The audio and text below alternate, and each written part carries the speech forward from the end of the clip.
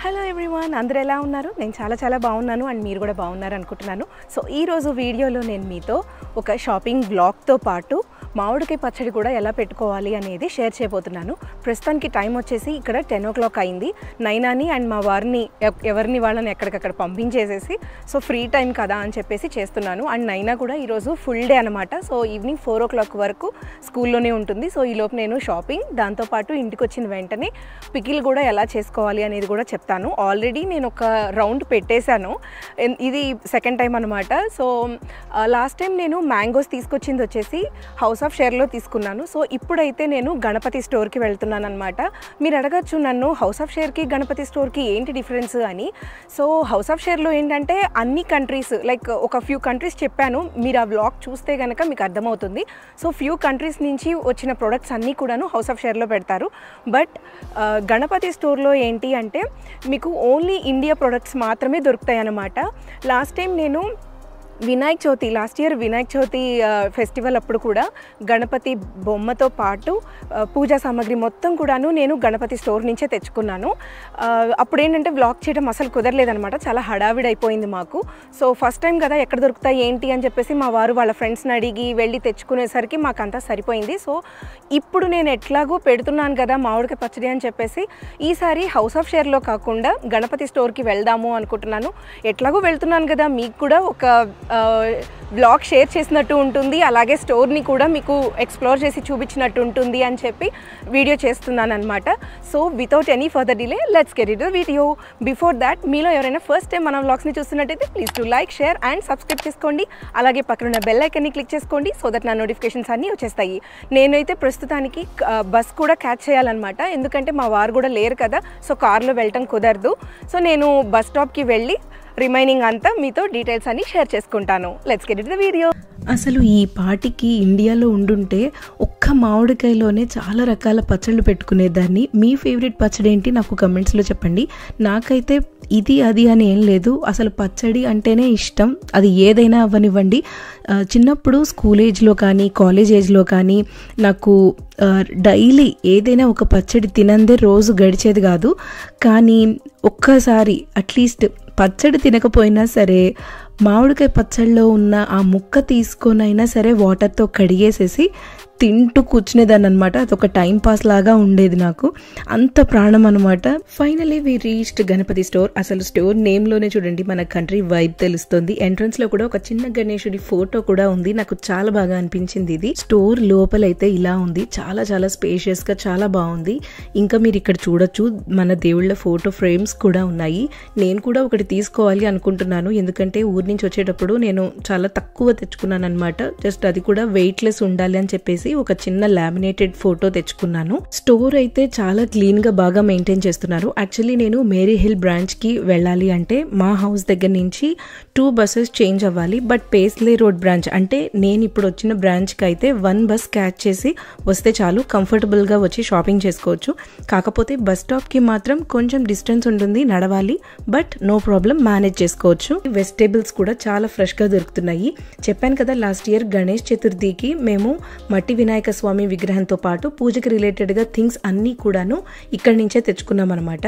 I mean Mary Hill branch లో purchase చేసాము. Ugadi festival అప్పుడు ఉగాది పచ్చడి చేసుకోవడానికి వేప పూత కావాలి కదా, సో అది కూడా మేము సేమ్ బ్రాంచ్ నుంచే తీసుకున్నాము. సో ఇప్పుడైతే నేను ఎక్కువగా షాపింగ్ ఏం చేయటం లేదు, బికాజ్ నేను ఇక్కడికి ఓన్లీ మ్యాంగోస్ కోసం వచ్చాను.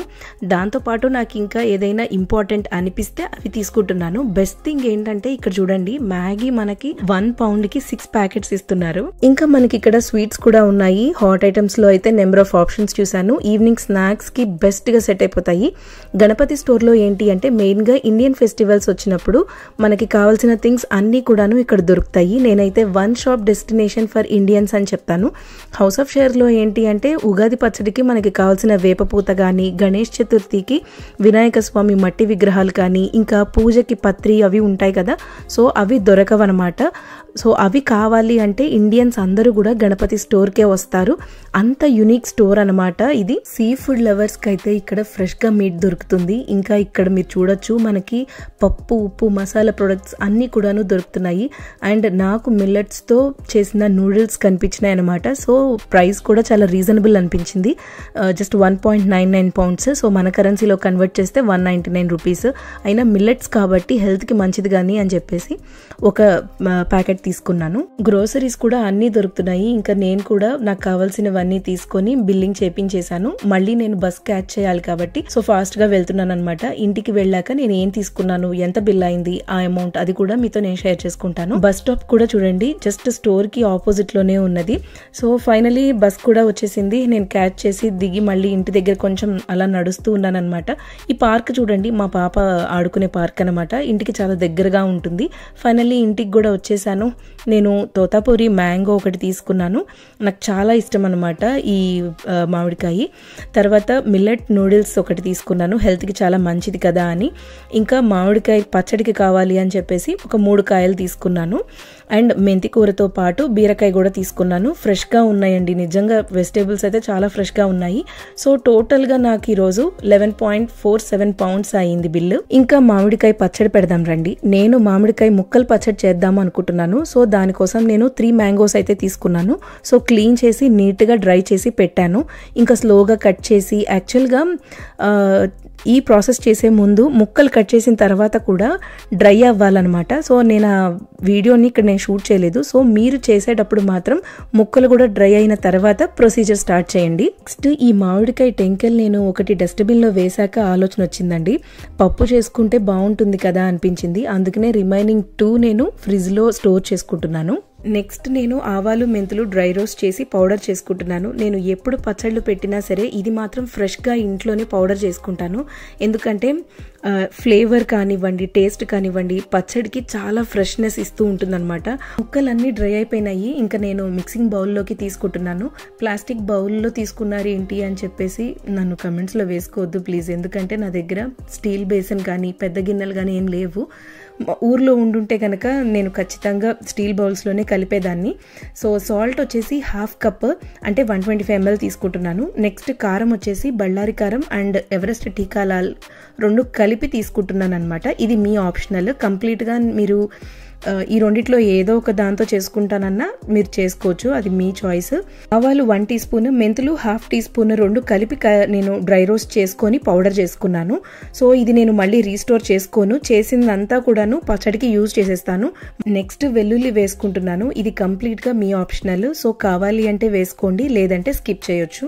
నెక్స్ట్ నేను సన్ఫ్లవర్ ఆయిల్ యూజ్ చేస్తున్నాను. యాక్చువల్గా మేము ఇండియాలో ఉంటే మా పేరెంట్స్ నువ్వుల పప్పు నూనె ఉంటుంది కదా, ఆ నూనె యూజ్ చేస్తారనమాట. మీకు పచ్చడి ఎక్కువ కాలం నిల్వ ఉండాలన్నా, అదే ఫ్రెష్నెస్ ఉండాలన్నా మీకు నువ్వుల పప్పు నూనె అయితేనే బాగుంటుంది.